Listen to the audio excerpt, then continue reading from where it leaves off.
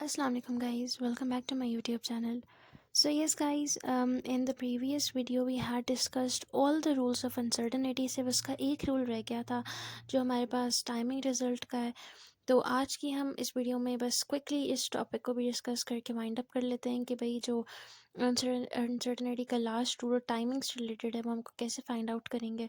सबसे पहले हमने एडिशन सब्ट्रैक्शन का पढ़ा था, फिर हमने मल्टीप्लिकेशन डिवीजन का पढ़ा, फिर हम लोगों ने डिफरेंट वैल्यूज़ कैलकुलेट की, फिर हमने पावर का निकाला। आज हम टाइम को भी देख लेते हैं। अच्छा, सबसे पहले बुक को देखे बगैर हम सबसे पहले देख लेते हैं फ्रीक्वेंसी का क्या फार्मूला होता है। आप लोगों को आता होगा फ्रीक्वेंसी का फार्मूला हो जाता है number of vibrations divided by time.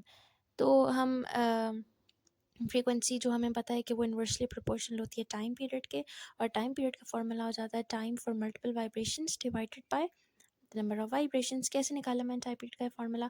देखिए, फ्रीक्वेंसी जब इन्वर्सली प्रोपोर्शनल है टाइम पीरियड के तो उसको उल्टा कर दें, टाइम ऊपर आ जाएगा, नंबर ऑफ वाइब्रेशन नीचे चले जाएंगे, बस टाइम पीरियड का फार्मूला आ जाएगा। सिंपल फ्रीक्वेंसी का फार्मूला याद किया, उसे उल्टा किया, टाइम पीरियड का फार्मूला आ गया।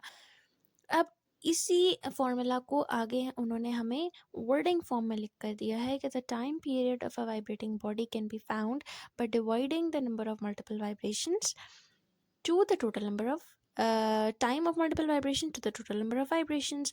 लाइक वही बात है कि जो फ्रीक्वेंसी का फार्मूला था वो क्या था, number of vibrations divided by time. पर टाइम पीरियड का क्या फार्मूला होगा, time of multiple vibrations divided by number of vibration. Simple, इतनी सी बात हो गई यहाँ पे। अगला ये है कि the uncertainty in time by dividing least count divided by number of vibration. मतलब ये कि अगर मैंने डेल्टा टी निकालना है, like change in time period निकालना है, तो मुझे least count divided by number of vibrations करना पड़ेगा। जैसे अगर मैंने सिंपल टाइम पीरियड निकालना है तो मुझे वो time of multiple vibration divided by number of vibrations करना पड़ेगा। सिंपल है, टाइम को लीस्ट काउंट से हमने चेंज कर देना। अच्छा, एग्जाम्पल देख लेते हैं। Time recorded for 20 vibrations of a pendulum is time 35.2 seconds. Let the least count be 0.1 seconds. So the uncertainty measured is 35.2 plus minus 0.1 seconds. Like अगर मैंने टाइम पीरियड निकाला, हम टाइम का पता है time of multiple vibrations divide by number of vibrations, time of multiple vibration 35.2 divide by 20 करूँगी, 1.7 आ जाएगा। और अगर मुझे डेल्टा टी निकालना है, मुझे पता है least count divide by number of vibration हो जाता है 0.1 डिवाइड बाय 20 कर लूँगी, 0.05 सेकेंड्स आ जाएगा। लाइक सिंपल इतनी सी बात है कि मैंने दोनों फार्मूलाज को पुट करने हैं, उन फार्मूलाज के अकॉर्डिंग मैंने वैल्यूज़ निकाल लेनी है। जो मेरे पास सिंपल टाइम का फार्मूला है, time of multiple vibrations divide by number of vibrations, मुझे मैग्नीट्यूड देता है, टाइम देता है। और जो least count divide by number of vibrations delta T देता है, जो मेरे पास एक्चुअल में मेरा लीस्ट काउंट होता है। और इसको मैंने अगर फुल फॉर्म में लिखना है तो मैं लिखूँगी T plus minus delta T is equals to 1.76 plus minus 0.005 seconds हो जाएगा। उसके थ्रू हम इसको फाइंड आउट करेंगे। ये भी बहुत ईजी है, सिर्फ आप लोगों ने दो फार्मूलाज याद रखना है, उसके थ्रू आप इजीली इसको फाइंड आउट करेंगे। वैल्यूज आप लोगों को क्वेश्चन में गिवन होंगी। सो आई होप आप लोगों को यहाँ तक ये सब कुछ समझ आ गया होगा। आज हमारा जो पहला चैप्टर है वो ख़त्म हो गया अल्हम्दुलिल्लाह।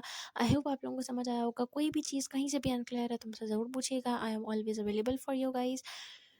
So yes guys, I will see you tomorrow इंशाल्लाह। मैं कोशिश करूँ कि अब मैं नया चैप्टर भी स्टार्ट करूँ क्योंकि एग्ज़ाम्स भी होने वाले हैं।